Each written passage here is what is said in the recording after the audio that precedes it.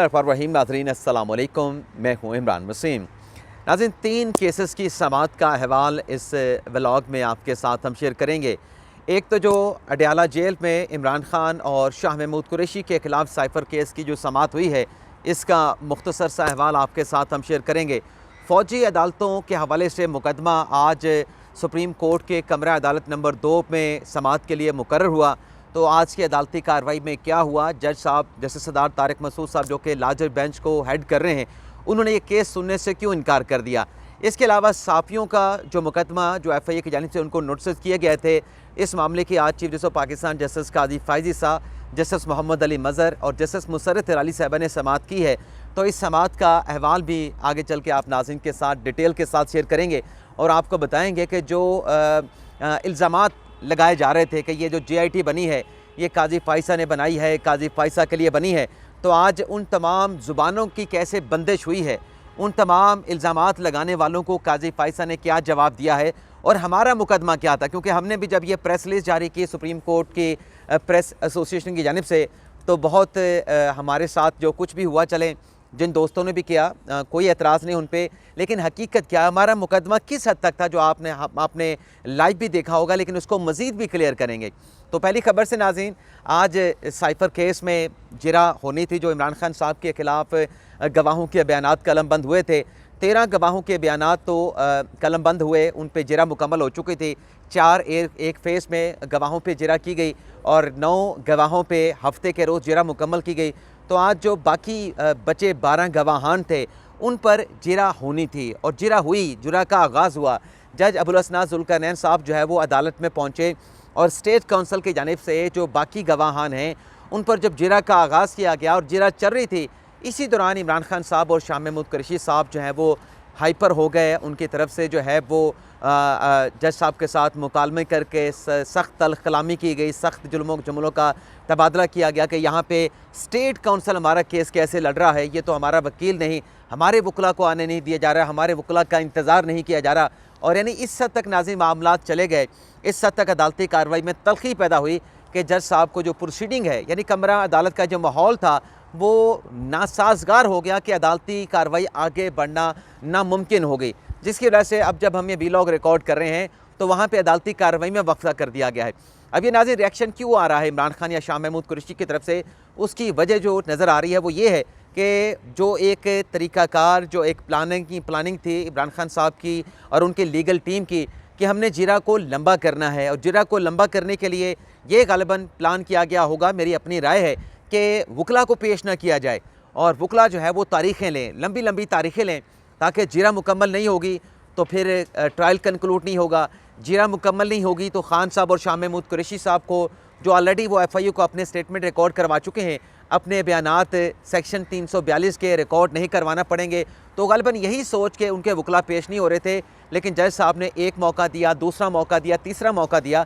तीसरे मौके पे फिर जज साहब ने कहा कि हम इस केस में स्टेट काउंसिल अपॉइंट करते हैं और साथ में ऑप्शन भी दिया इमरान खान साहब को, शाह महमूद कुरैशी साहब को, आप चाहें तो अपने केस में आप बतौर मुल्ज़म भी गवाहान पे जिरा कर सकते हैं, लेकिन ये भी राइट नहीं लिया इमरान खान साहब ने और शाह महमूद कुरैशी साहब ने। तो फिर स्टेट काउंसिल आज जिरा कर रहे थे, तो इस पर यह हंगामा राई हुई और जिरा को जो है वो रुकवा दिया गया। उस अमल में तातुल पैदा किया गया इमरान खान और शाह महमूद कुरैशी की जानिब से, जिसके बाद जज साहब ने केस की समाअत में वक्फा कर दिया है। अब देखते हैं कि जब भी अदालती कार्रवाई का आगाज़ होगा तो उसकी डिटेल फिर आपके साथ हम शेयर करेंगे। इसके अलावा नाज़रीन, फ़ौजी अदालतों पर जो फ़ैसला दिया जस्टिस इजाज़ुल एहसन साहब के 5 रुकनी बेंच ने, उस पर जो अपीलें दायर हुई, उन अपीलों पर आज जस्टिस सरदार तारिक मसूद साहब की सरबराही में 6 रुकनी लार्जर बेंच ने जब अदालती कार्रवाई का आगाज़ हुआ तो सबसे पहले तो जस्टिस फ़ारूक उरफान साहब हैं, इसी बेंच में उनका केस भी टेकअप किया गया, उनकी सीनियरिटी का इशू था। तो जस्टिस सरदार तारिक मसूद साहब ने उनके काउंसिल हामिद खान साहब से पूछा कि इस केस में तो मामला गैर मौसर हो चुका है, क्योंकि जज साहब आए थे फ़ारूक उरफान साहब सुप्रीम कोर्ट में कि उनकी सीनियरिटी का इशू है, तो अब तो जज साहब रिज़ाइन कर गए हैं तो उनकी सीनियरिटी का इशू कोई बाकी नहीं रहा, तो क्यों ना इसको डिसमिस कर दें। तो हामिद खान साहब ने कहा कि असल में सीनियरिटी का इशू तो एक लाइव इशू रहेगा, क्योंकि ये नुक्ता तो अदालत को तय करना है कि अगर एक जज 2 जजेस की तैनाती एक दिन में होती है और हलफ जो है उसमें एक जज नहीं पहुंच सकता, नोटिफिकेशन एक दिन का है, तो फिर सीनियरिटी किसकी चलेगी? जो हलफ में नहीं पहुंच सका, क्या हलफ की बुनियाद पे सीनियरिटी तय होगी या फिर अपॉइंटमेंट की डेट के ऊपर जो है वो सीनियरिटी का तयन होगा, या एज की बिना पे जो है वो सीनियरिटी का जो है वो तयन किया जाएगा। चूँकि उनकी एडजर्नमेंट की इस्तदा थी तो अदालत ने इस केस को एडजर्न कर दिया है। फिर फ़ौजी अदालतों के हवाले से जो अपीलें हैं उस पर नाज़रीन समाअत का आगाज़ हुआ, और इसमें पहले जो अहमद हसन ख्वाजा साहब हैं, ख्वाजा जवाद ख्वाजा के जो वकील हैं, उनकी तरफ से कहा गया कि मैंने 2 मुतफ़र्रिक़ दरख्वास्तें दायर की हैं। एक दरख्वास्त जो है मेरी बेंच पे एतराज़ की है कि जस्टिस सरदार तारिक मंसूर साहब को ये केस नहीं सुनना चाहिए, और दूसरी जो दरख्वास्त थी वो सलमान अकरम राजा साहब की थी। सलमान अकरम राजा साहब की दरख्वास्त ये थी कि मैं चूँकि इलेक्शन कैंपेन में मसरूफ़ हूँ तो अदालत में हाज़िर होकर आर्गू नहीं कर सकता। फिर एतजाज़ अहसन साहब रोस्टम पे आए, उनकी तरफ से भी ये कहा गया कि मैं इस केस में पटिशनर हूँ कि सिविलियन का फ़ौजी अदालतों में ट्रायल नहीं हो सकता, और मेरे वकील जो लतीफ़ खोसा साहब हैं वो इलेक्शन कैंपेन में मसरूफ़ हैं, तो आप इस केस का इल्तवा कर दें, तो अगली कोई तारीख़ दे दें। तो सरदार तारिक मंसूर साहब ने कहा कि एक बात करें, या तो मैं केस सुनूं या फिर मैं केस ना सुनूं। अगर केस सुनना है तो मैंने केस सुनना है, नहीं सुनना तो फिर मैंने नहीं सुनना। तो जज साहब ने फिर ऑर्डर डिक्टेट करवाया। फिर ऑर्डर में जज साहब ने लिखा, सरदार तारिक मंसूर साहब ने, कि मैं इस बेंच से अलग होता हूँ। यानी सरदार तारिक मंसूर साहब बेंच से अलग हुए हैं, जिसकी वजह से 6 रुकनी लार्जर बेंच टूट गया है, और टूटने के बाद नए बेंच की तश्कील का जो मामला है वो अब प्रैक्टिस एंड प्रोसीजर कमेटी को चला गया है। अब कमेटी ने नए बेंच की तश्कील करनी है, और कमेटी में ही इस केस की नई जो डेट है उसको फिक्स किया जाएगा। तो आज जो एतराज़ था, बड़े अच्छे तरीके से सरदार तारिक मंसूर साहब जो हैं इस बेंच से अलग हो गए हैं। उन्होंने कहा कि मैं ये केस नहीं सुनूंगा, मुझ पर एतराज़ किया गया है। तो अब आप कंपैरिजन करें कि जब माजी में किसी जज पे एतराज़ होता था तो वो कहते थे मैंने तो साथ बिठा के मैसेज दिया है, खामोश पैगाम दिया है। ऐसी कोई बात सरदार तारिक साहब ने नहीं की, और वो बेंच से खामोशी के साथ अपनी बात करते हुए अलग हो गए हैं। अब आ जाते हैं नाजरीन, जो साफ़ियों के हवाले से मुकदमे की समाअत का आगाज़ हुआ। काजी फैसल साहब ने जो लोग पेश हुए उनके नाम पूछे। हमारे जो वकील अफजल साहब हैं, सदर प्रेस एसोसिएशन सुप्रीम कोर्ट, उन्होंने अपना नाम बताया, और जो पटिशन कॉन्स्टिट्यूशन पटिशन 4/2021 लगी हुई थी उसमें कयूम सदीकी साहब पटिशनर थे, असदतूर साहब पटिशनर थे, उनके नाम लिखे गए। और फिर सारी इस पटिशन के हवाले से अदालत में बातें हुई कि ये केस कैसे आया और इस केस को फिर कैसे फ़िक्स किया गया, कैसे पेंडिंग में चला गया। तो काजी फैसल साहब ने वाज़े तौर पे कहा कि ये साफ़ियों का इशू था, इस पर नोटिस लिया गया था। तो बुनियादी जो बात है वो आर्टिकल 19 की है, आर्टिकल 19 को पढ़ें। बुनियादी बातों से इस अदालती कार्रवाई का उन्होंने कहा कि हम आगाज़ करते हैं। तो अटॉर्नी जनरल साहब ने आर्टिकल 19 को पढ़ा, और फिर काजी फैसल साहब ने कहा कि कॉन्स्टिट्यूशन में फ्रीडम ऑफ स्पीच का भी लिखा गया है, फ्रीडम ऑफ प्रेस का भी लिखा गया है। काजी फैसल साहब ने कहा कि बुनियादी हकूक़ को या तो ज़िंदा रखें या बुनियादी हकूक़ को दफन कर दें। ये नहीं हो सकता कि बुनियादी हकूक़ आइन में दिए गए हों लेकिन बुनियादी हकूक़ लोगों को मिले ना। और मैं अपने इदारे का काजी फैसल साहब ने कहा कि शिकवा करूँगा कि ये मुकदमा 2021 का है। चलें ठीक है, हमारी अदालत से नोटिस हुआ था, वो एक अलग एपिसोड था, लेकिन उसके बाद 5 रुकनी बेंच ने जब फैसला दे दिया था कि सो मोटो कौन लेगा, उसके बाद ये पटिशन, इसका फ़ैसला तो होना चाहिए था, लेकिन इसका फ़ैसला नहीं हुआ। इस पर सदीकी साहब ने कहा, उन्होंने साबिक चीफ जस्टिस का नाम लिया, तो काजी फैसल साहब ने कहा कि किसी का नाम आप ना लें, आप मेरा नाम लें, बेशक मेरे ऊपर तनकीद करें, जो मर्ज़ी करें, लेकिन जो नहीं है उनका नाम आप ना लें। हम अपनी गलती तस्लीम करते हैं कि हम गुनाहगार हैं, यह केस इतने अरसे समाअत के लिए मुकर्रर नहीं हुआ, हम क्यों अपनी गलतियों को तस्लीम ना करें। और फिर काजी फैसल साहब ने यह भी कहा कि तनकीद जो करते हैं वो इस्लाह के लिए होती है। काजी फैसल साहब ने कहा कि ये जो एक हमारा रवैया है ना, कि जो गलती हुई है उस गलती का एतराफ़ नहीं करना और कहना है कि बस मिट्टी डालो और आगे बढ़ो, इससे मामलात आगे नहीं चलते। मुहज़्ज़ब कौमें अपनी इस्लाह करते हैं। और फिर काजी फैसल साहब ने इसमें पूछा कि जो असदतूर है उसको किसने मारा, क्या इस बात की इन्वेस्टिगेशन हुई, मतीउल्लाह जान को किसने अगवा किया गया, क्या इस बात की इन्वेस्टिगेशन हुई। और फिर काजी फैसल ने भी कहा कि अब तो प्रैक्टिस एंड प्रोसीजर कानून आ चुका है, अब तो बेंचेस की तश्कील का जो मामला है वो तो मेरे पास नहीं रहा, मेरे अख्तियार तो छिन गए हैं फुल कोर्ट के फैसले के बाद। लेकिन फिर मोहम्मद अली मज़हर साहब ने कहा, पूछा FIA से कि क्या ये जो मतीउल्लाह जान का मामला था, जो इमरान शफ़क़त का मामला था, असदतूर का मामला था, आमिर मीर का मामला था, क्या इस बात पे कोई इन्वेस्टिगेशन, कोई FIA ने रिपोर्ट तैयार की कि इन लोगों को किसने धमकाया, इन लोगों को किसने हरासा किया, क्या इस बात के ऊपर, इन इल्ज़ामात के ऊपर किसी को काबिल एहतसाब ठहराया गया।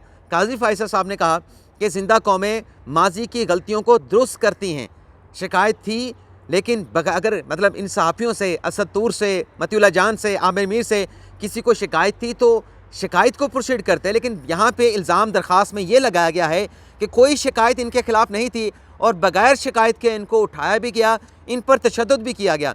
असतूर से पूछा कि क्या पता चला कि वो कौन लोग थे, तो असतूर ने कहा कि वो जब आए थे मुझे पीटा गया था, तो उन्होंने बताया था कि हम आईएसआई के लोग हैं। काजी फैसल ने पूछा कि क्या आप उनकी शक्लें पहचान सकते हैं, वो पुलिस वाले एक स्केच बनाते हैं, तो असतूर ने कहा कि बिल्कुल मैं उनकी शक्लें पहचान सकता हूं, और एक स्केच बनाया भी था पुलिस ने, लेकिन वो स्केच अखबारात में जारी नहीं किया गया। और फिर ये भी कहा कि नादरा ने उन लोगों की शनाख्त के हवाले से कहा था कि ये नाकाबिले शनाख्त है, इनकी शनाख्त नहीं हो सकती। जियो फेंसिंग भी पुलिस की तरफ से नहीं करवाई गई।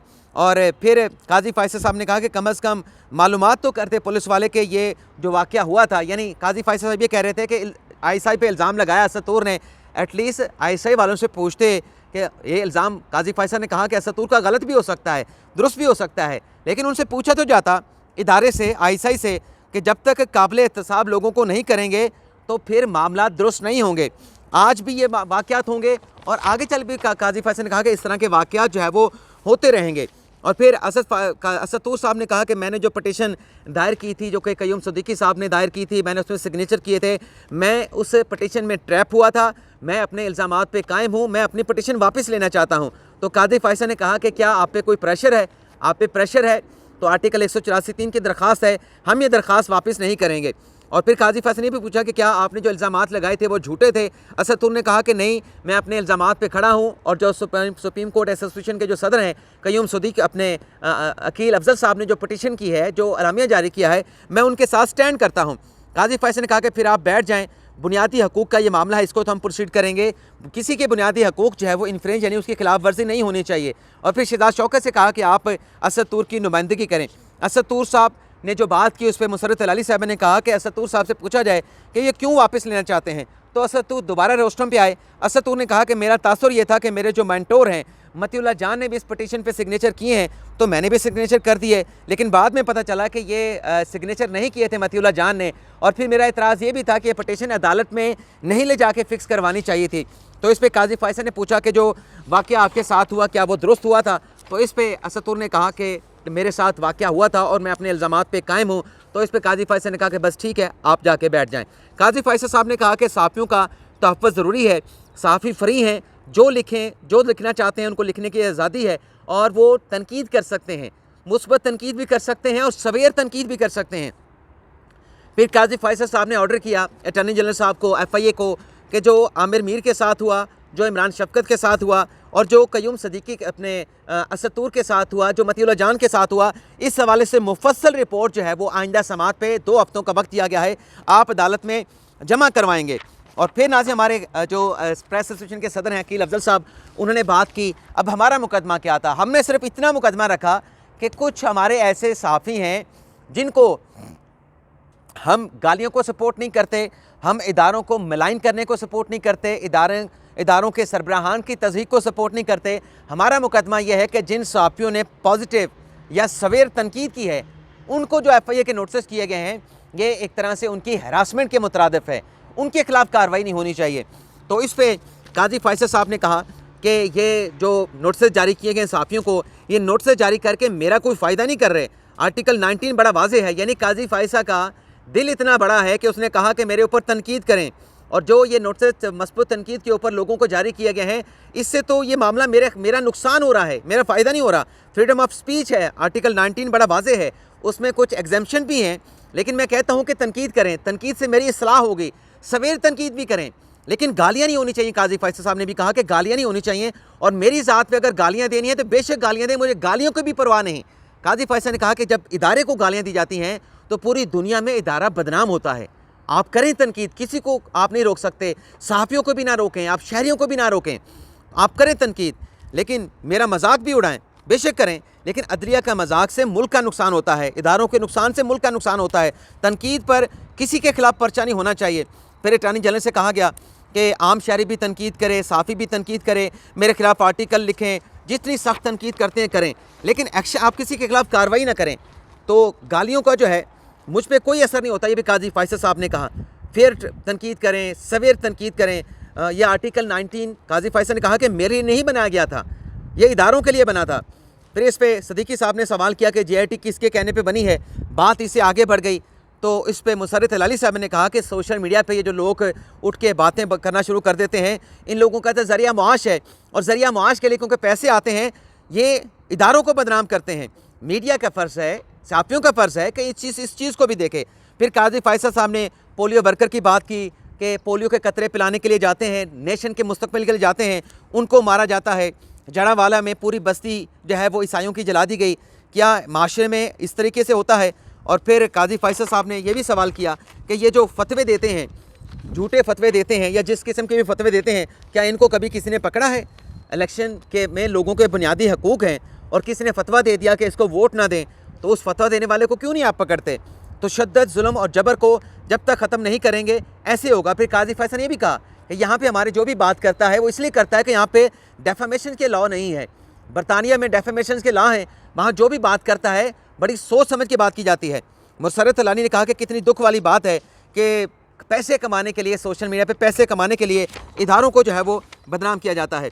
काजी फैसल साहब ने कहा कि जितनी सख्त तनकीद करते करें, मुकम्मल इजाज़त है, इनका बुनियादी हक़ है, शहरियों का भी, सहाफ़ियों का भी।